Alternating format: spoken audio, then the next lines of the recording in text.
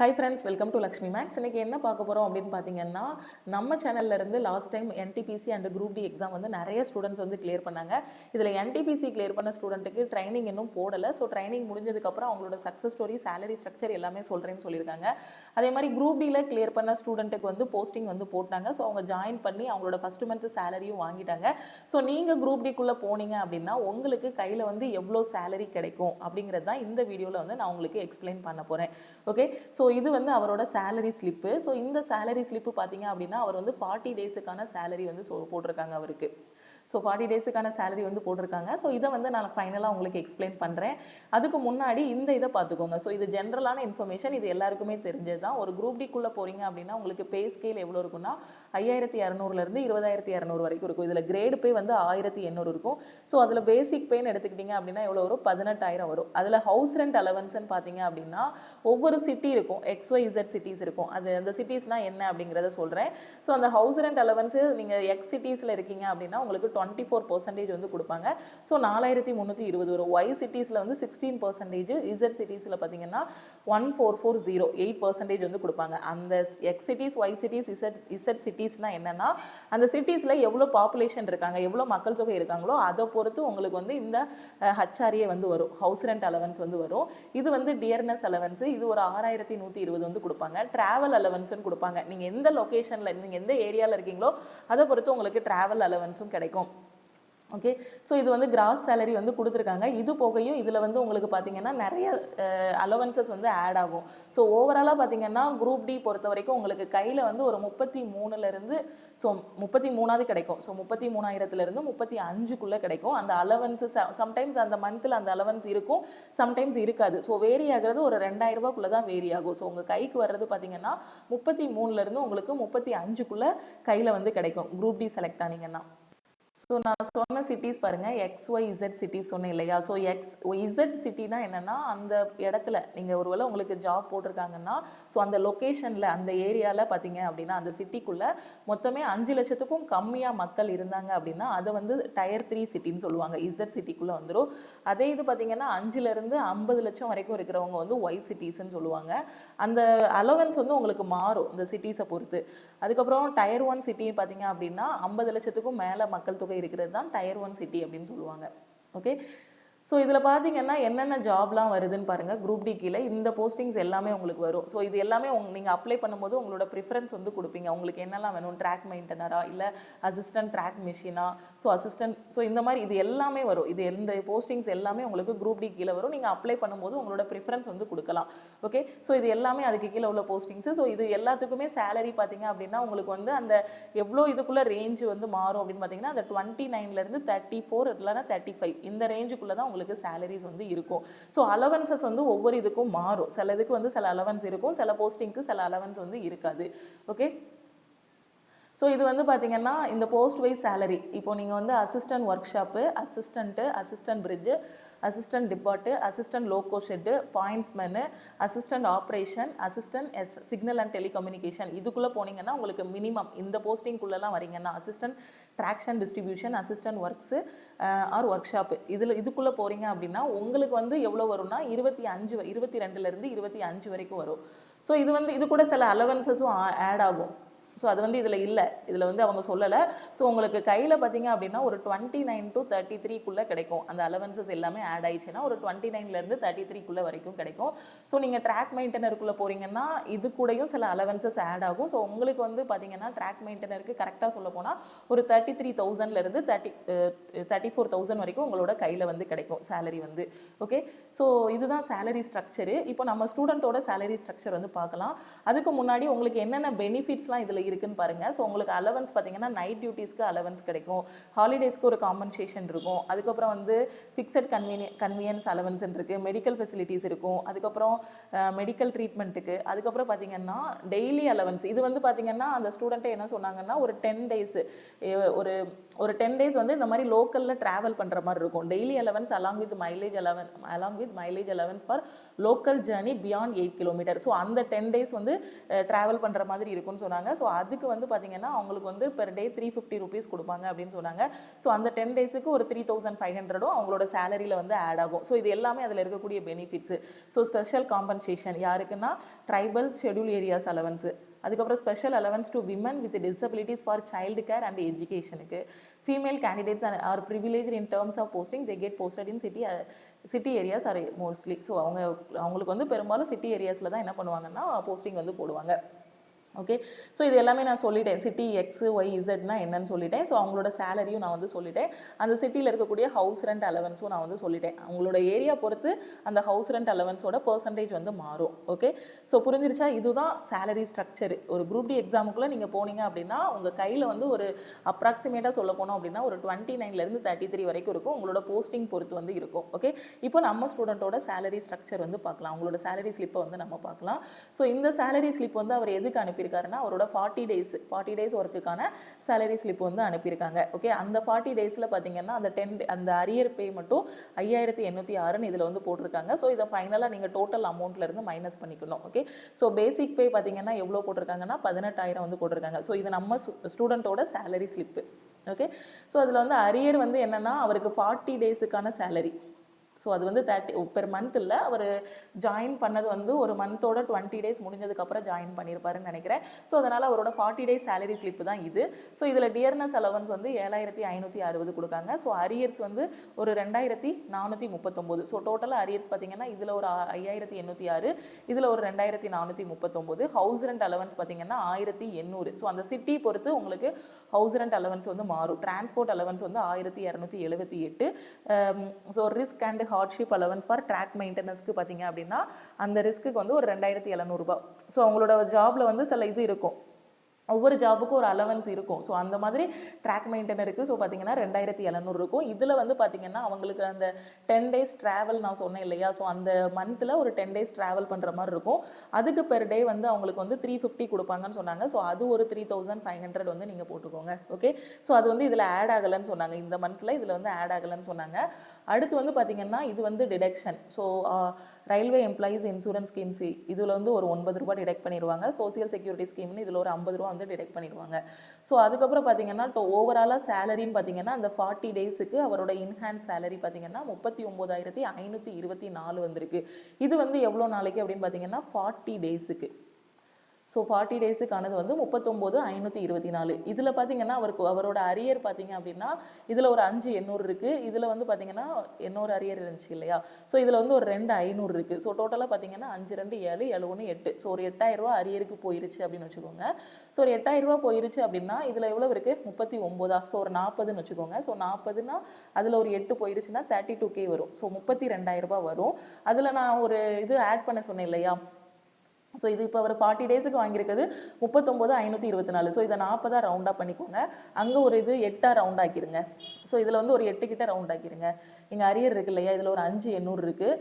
இதில் பார்த்தீங்க அப்படின்னா ஒரு 2500 இருக்குது. ஸோ 2ஐயும் பார்த்து 7 1 8. ஸோ அந்த 8 இதில் இருந்து மைனஸ் பண்ணிங்க அப்படின்னா உங்களுக்கு எவ்வளோ வரும், 40ல் 8 போச்சுன்னா 32,000 ரூபாய் வரும்.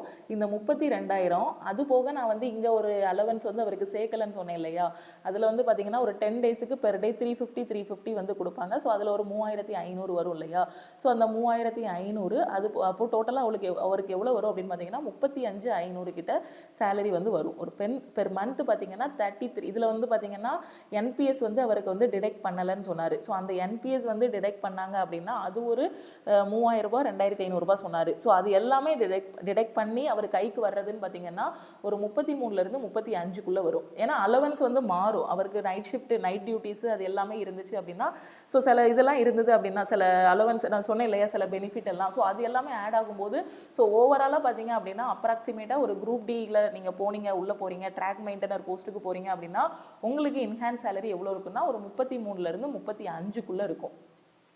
சம்டைம்ஸ் அந்த 2000 ரூபாய் அலவன்ஸ் வந்து ஆட் ஆகும், சம்டைம்ஸ் அந்த அலவன்ஸ் வந்து இருக்காது.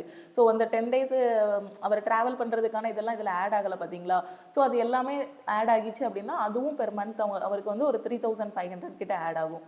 ஸோ இந்த மாதிரி வரும்போது ஓவராலாக ஒரு குரூப் டிக்குள்ளே நீங்கள் போகிறீங்க அப்படின்னா உங்களுக்கு வந்து சேலரி வந்து பார்த்தீங்கன்னா ஒரு ஸோ 33,000 ரூபாய் கிட்ட வரும். ஸோ மேக்ஸிமமாக போச்சு அப்படின்னா ஒரு 35 கிட்ட உங்களோட சேலரி வந்து கிடைக்கும். ஸோ இதுதான் குரூப் டியோட சேலரி. இப்போ கரண்ட் சேலரி, அவரோட லாஸ்ட் மந்த் சேலரி, ஜூனோட சேலரி வந்து ஷேர் பண்ணியிருந்தாரு. ஓகே, ஸோ மேலே இருக்கக்கூடிய ஒரு 10 டேஸு. ஸோ இந்த சேலரி ஸ்ட்ரக்சர் என்னன்னா, மேலே இருக்கக்கூடிய ஒரு 10 டேஸு ப்ளஸ் ஜூனோட 30 டேஸு. ஸோ இதுதான் அந்த 40 டேஸுக்கான சேலரி தான் இது. ஸோ அதில் வந்து அரியர்ஸ் எல்லாமே நம்ம கழிச்சு எல்லாம் கூட்டி பார்க்கும்போது பார்த்தீங்க அப்படின்னா ஃபைனலாக அவருக்கு வந்து இன்ஹேண்ட் சேலரி ஒரு 33 கிட்ட கிடைக்கும். பெர் மந்த் வந்து 33,000 ரூபாய் வரும். ஓகே, ஸோ நீங்களும் நல்லா ப்ரிப்பேர் பண்ணுங்கள். கண்டிப்பாக எக்ஸாம் வந்து கிளியர் பண்ணிடலாம். எல்லாருமே ஒரு ஆஸ்பரண்ட்டாக இருந்து கஷ்டப்பட்டு படித்து எக்ஸாம் கிளியர் பண்ணவங்க தான். ஸோ அப்போ வந்து நமக்கு பிடிச்ச ஒரு ஜாபுக்கு போய் அதில் ஒரு ஃபஸ்ட் மந்த் சேலரி வாங்கும்போது அதில் எவ்வளோ ஹாப்பி இருக்கும்னு பாருங்கள். ஸோ அதனால் கரெக்டாக படிங்க. ஸோ இந்த வருஷமும் கண்டிப்பாக உங்களுக்கு எக்ஸாமுக்கான நோட்டிஃபிகேஷன் வரும். ரயில்வேலேருந்து நோட்டிஃபிகேஷன் வரும். ஸோ நீங்கள் நோட்டிஃபிகேஷன் வந்ததுக்கப்புறம் தான் நான் என்னோட ப்ரிப்பரேஷன் ஸ்டார்ட் பண்ணுவேன் அப்படின்னு நினச்சிங்கன்னா கிளியர் பண்ணுறது ரொம்பவே கஷ்டம். ஏன்னா அவ்வளோ சிலபஸ் இருக்குது, அவ்வளோ காம்படிஷன் இருக்குது. ஏன்னா எல்லாருமே எக்ஸ்பெக்ட் பண்ணிட்டு இருக்கிறது ரயில்வேயோட நோட்டிஃபிகேஷன் தான். ஸோ அந்த நோட்டிஃபிகேஷன் வர்றதுக்கு முன்னாடி நீங்கள் பண்ண வேண்டியது என்னென்னா, நான் ஒவ்வொரு வீடியோலையும் சொல்கிறது தான், சிலபஸ் கவர் பண்ணணும், ப்ரீவியஸ் இயர் கொஷின்ஸ் ப்ராக்டிஸ் பண்ணணும், அதுக்கப்புறமா ரிவிஷன் எடுக்கணும். ரிவிஷன் எடுத்ததுக்கு அப்புறமா டெஸ்ட் போட்டு பார்க்கணும். இவ்வளோ வேலை இருக்குது. நீங்கள் இது எல்லாத்தையுமே ஒரு நோட்டிஃபிகேஷன் வந்ததுக்கு அப்புறம் நீங்கள் வந்து பண்ண முடியாது. நீங்கள் சொல்லலாம் லாஸ்ட் டைம் ஸ்டூடெண்ட்ஸ் வந்து நோட்டிஃபிகேஷன் வந்ததுக்கு அப்புறம் தான் ப்ரிப்பரேஷனே ஸ்டார்ட் பண்ணாங்கன்னு. ஏன்னா லாஸ்ட் டைம் நோட்டிஃபிகேஷன் வரும்போது இருந்த சிச்சுவேஷன் வேற. அப்போ வந்து கோவிட் எல்லாம் இருந்துச்சு. இந்த டைம் சிச்சுவேஷன் வேற. இந்த டைம் நோட்டிஃபிகேஷன் வந்துருச்சுன்னா உங்களுக்கு அடுத்தடுத்து எக்ஸாம்ஸ் வந்து வர ஆரம்பிச்சிடும். ஓகே, ஸோ நீங்கள் கரெக்டாக ஃபாலோ பண்ணி படிங்க. கண்டிப்பாக எக்ஸாம் வந்து கிளியர் பண்ணிடலாம். நீங்கள் இன்னும் லக்ஷ்மி மேக்ஸ் ஆப்பை வந்து டவுன்லோட் பண்ணலை அப்படின்னா ப்ளே ஸ்டோரில் போய் லக்ஷ்மி மேக்ஸ் ஆப்பை வந்து டவுன்லோட் பண்ணிக்கோங்க. அதுக்கப்புறம் என்னன்னா, நீங்கள் ரயில்வே எக்ஸாம் ப்ரிப்பேர் பண்ணுறீங்கன்னா நம்மளோட ஆப்பில் ரயில்வே செலெக்ஷன் பேட்ச் வந்து போய்கிட்டு இருக்கு. ஸோ நீங்கள் ரயில்வே செலெக்ஷன் பேட்சில் வந்து ஜாயின் பண்ணணும்னு நினச்சிங்கன்னா ரயில்வே செலெக்ஷன் பேட்சில் ஜாயின் பண்ணிக்கோங்க. ஸோ நான் அதை வந்து ஆல்ரெடி ஒரு ப்ரீவியஸ் வீடியோலேயே சொல்லிட்டேன். நீங்கள் ரயில்வே எக்ஸாம் ஃபஸ்ட் அட்டெம்ப்டில் கிளியர் பண்ணணும் அப்படின்னா என்னெல்லாம் பண்ணணும்னு. ஸோ நம்ம செலெக்ஷன் பேட்சில் இருக்கக்கூடிய வீடியோஸு, மெட்டீரியல்ஸ் படித்தது போக நான் சில புக்ஸ் வந்து சொல்லியிருக்கேன். ஸோ அந்த புக்ஸ் தான் நீங்கள் ரெஃபர் பண்ணணும். நான் வந்து கண்டிப்பாக சொல்லலை. ஒரு புக்ஸ் எது ரெஃபர் பண்ணணும்னு தெரியாத ஸ்டூடெண்ட்டுக்காக நான் அந்த வீடியோ வந்து போட்டிருக்கேன். ஸோ நீங்கள் அந்த புக்ஸை ரெஃபர் பண்ணிக்கோங்க.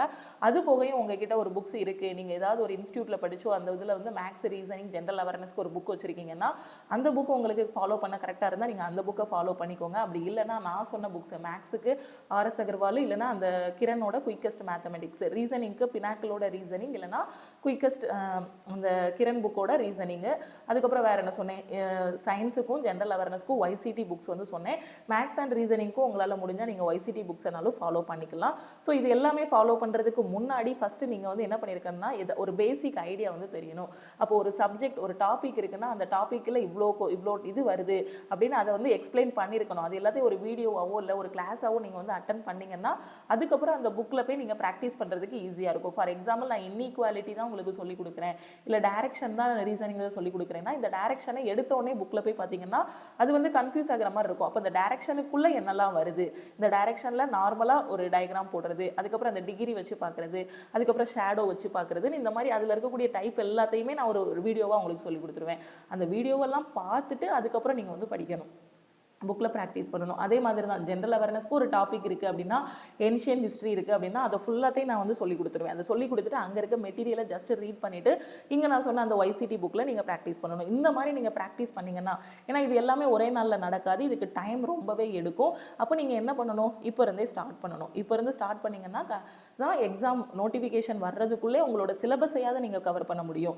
அப்போ சிலபஸ் கவர் பண்ணதுக்கப்புறம் உங்களுக்கு என்ன வேலை இருக்கும், ப்ராக்டிஸ் பண்ணணும், அதுக்கப்புறம் டெஸ்ட் எடுக்கணும், டெஸ்ட் அனலைஸ் பண்ணணும், அந்த டெஸ்ட்டில் உங்களோட அக்யூரசி மெயின்டைன் பண்ணுறீங்களான்னு பார்க்கணும். ஏன்னா எவ்வளோக்கு எவ்வளோ அக்யூரசி மெயின்டைன் பண்ணுறீங்களோ அவ்வளோக்கு எவ்வளோ உங்களோட செலெக்ஷன் வந்து இருக்கும்.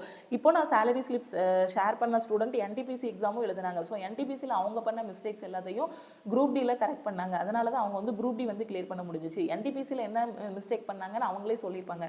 ஸோ அது என்ன சொன்னாங்க அப்படின்னு பார்த்தீங்கன்னா, என்டிபிசியில் வந்து அவங்க நெகட்டிவ்ல நிறைய விட்டாங்க அப்படின்னு சொன்னாங்க. ஸோ குரூப் டி எக்ஸாம் பொறுத்த வரைக்கும் அந்த நெகட்டிவ் எல்லாமே அவாய்ட் பண்ணதுனால தான், அதாவது நெகட்டிவ் மார்க்ஸ் எல்லாம் அவாய்ட் பண்ணதுனால தான் குரூப் டி வந்து செலெக்ஷன் ஆக முடிஞ்சிச்சுன்னு சொன்னாங்க. ஸோ அதனால் ஈஸி தான் ரயில்வே எக்ஸாம் கிளியர் பண்ணுறது, இருக்க எல்லா எக்ஸாமை விட ஈஸி வந்து ரயில்வே எக்ஸாம்.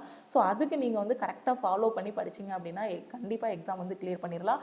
ஸோ நம்மளோட ஆப்பை நீங்கள் டவுன்லோட் பண்ண உடனே உங்களோட மொபைல் நம்பர் என்ட்ரு பண்ணணும். மொபைல் நம்பர் என்ட்ரு பண்ண உடனே அதுக்கு ஒரு ஓடிபி வரும்.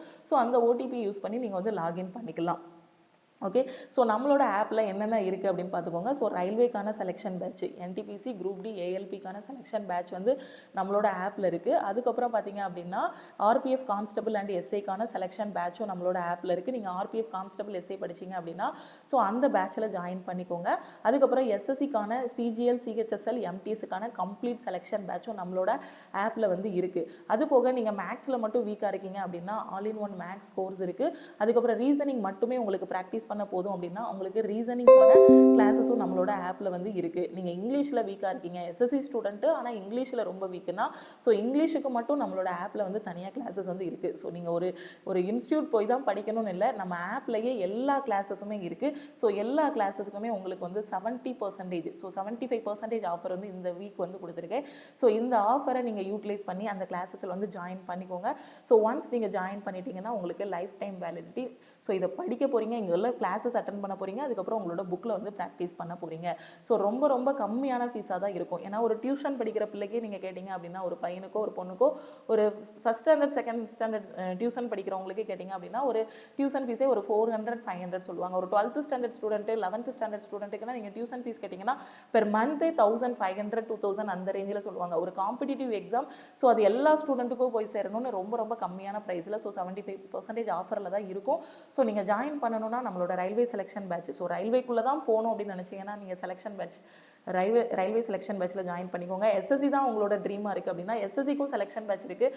அதில் A to Z எல்லாமே டீச் பண்ணியிருப்பேன். எஸ்எஸ்சியில் ஸ்டூடெண்ட் பயப்படுறது இங்கிலீஷ் தான். ஸோ அந்த இங்கிலீஷை கூட நான் ரொம்பவே ஈஸியாக டீச் பண்ணியிருப்பேன். ஸோ இப்போ நம்மளோட 2 செலெக்ஷன் பேட்ச்லையும் ஜென்ரல் அவேர்னஸ்க்கான கிளாஸஸ் வந்து போய்கிட்டு இருக்குது. ஸோ அந்த ஜென்ரல் அவேர்னஸும் ஒரு டாபிக் இருக்குன்னா அதுக்குன்னு நான் ஒரு மெட்டீரியல் பிடிஎஃப் மெட்டீரியலும் கொடுத்துருப்பேன். அதுக்கான வீடியோ கிளாஸஸும் நான் வந்து கொடுத்துருப்பேன். அதே மாதிரி எஸ்எஸ்சியில் உங்களுக்கு டெஸ்ட் பேட்ச் வந்து கவர் ஆகிரும், ரயில்வேலையும் டெஸ்ட் பேட்ச் கவர் ஆகும். இந்த ரயில்வே செலெக்ஷனுக்கான டெஸ்ட் பேட்ச் வந்து எக்ஸாமுக்கு 2 மாதத்துக்கு முன்னாடி வந்து ஸ்டார்ட் ஆகும். ஸோ எக்ஸாம் நோட்டிஃபிகேஷன் வந்ததுக்கப்புறம் ஃபுல்லாகவே இந்த செலெக்ஷன் பேட்சில் உங்களுக்கு என்ன இருக்கும் அப்படின்னு பார்த்தீங்கன்னா லைவ் கிளாஸஸ் வந்து இருக்கும். ஸோ கரெக்டாக ஃபாலோ பண்ணிங்க அப்படின்னா கண்டிப்பாக எக்ஸாம் வந்து கிளியர் பண்ணிடலாம். இந்த கிளாஸஸ் பற்றின டவுட்ஸ் ஏதாவது இருக்குது, எக்ஸாம் ரிலேட்டடாக ஏதாவது ஒரு டவுட்ஸ் இருக்குன்னா இந்த நம்பருக்கு நீங்கள் வாட்ஸ்அப் பண்ணி கேட்டுக்கலாம். 904333799345. உங்களுக்கு ஆஃபர் பற்றின டீட்டெயில்ஸ் கேட்கறனாலும் இந்த நம்பருக்கு நீங்கள் வந்து வாட்ஸ்அப் பண்ணி கேட்டுக்கலாம். ஓகே. ஸோ ப்ரிப்பரேஷன் கரெக்டாக ஸ்டார்ட் பண்ணுங்கள். ஸோ எல்லாருமே பார்த்தீங்கன்னா அந்த டைமில் இவர் கூட அந்த டைமில் குரூப் டி அப்ளை பண்ணும்போது காலேஜ் முடிச்சுட்டு வந்த ஸ்டூடெண்ட் தான். ஸோ என்னன்னா குரூப் டி வந்து 2018 நோட்டிஃபிகேஷன் வந்துச்சு. ஸோ இப்போ போஸ்டிங் எல்லாம் போடுறதுக்கு 2023 ஆயிடுச்சு. ஸோ அந்த கேப்பில் என்ன நடந்துச்சுன்னு எல்லாருக்குமே தெரியும். ஏன்னா அந்த டைமில் கோவிட் வந்து ஒரு 2 வருஷம் 2.5 வருஷம் நமக்கு வந்து என்னது ஆயிடுச்சு, லாக்டவுன் ஆயிடுச்சு.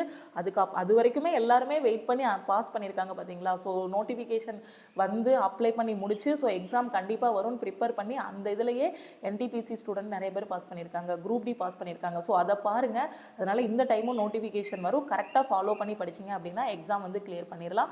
ஓகே. All the best. எல்லாருமே நல்லா பண்ணுங்கள். ஸோ ஒரு கன்சிஸ்டண்ட்டாக படிங்க. கன்சிஸ்டண்ட்டாக படித்தா மட்டும் தான் எக்ஸாம் கிளியர் பண்ண முடியும். ஒரு எக்ஸாமுக்கு ஒரு 2 வீக்ஸ் பிஃபோரோ 3 மந்த்ஸ் பிஃபோரோ நீங்கள் படிக்க ஸ்டார்ட் பண்ணிங்கன்னா கண்டிப்பாக கிளியர் பண்ணுறது ரொம்பவே கஷ்டம். ஸோ அந்த டைமில் ஸ்ட்ரெஸ் தான் உருவாகும். அதனால் இப்போ இருந்து படிங்க. ஓகே. இந்த வீடியோ உங்களுக்கு பிடிச்சிருந்தது அப்படின்னா லைக் பண்ணுங்கள். உங்களுக்கு டவுட்ஸ் இருந்தால் கமெண்ட் பண்ணுங்கள். இன்னும் லக்ஷ்மி மேக்ஸ் ஆப்பை வந்து டவுன்லோட் பண்ணலை அப்படின்னா ப்ளே ஸ்டோரில் போய் டவுன்லோட் பண்ணிக்கோங்க. ஸோ இந்த வீடியோ உங்கள் ஃப்ரெண்ட்ஸ் ரயில்வே எக்ஸாமுக்கு ப்ரிப்பேர் பண்ணுறாங்கன்னா மறக்காமல் அவங்களுக்கும் இந்த வீடியோவை ஷேர் பண்ணுங்கள். திருப்பியும் நாம நெக்ஸ்ட் ஒரு வீடியோவில் மீட் பண்ணலாம். தேங்க்யூ.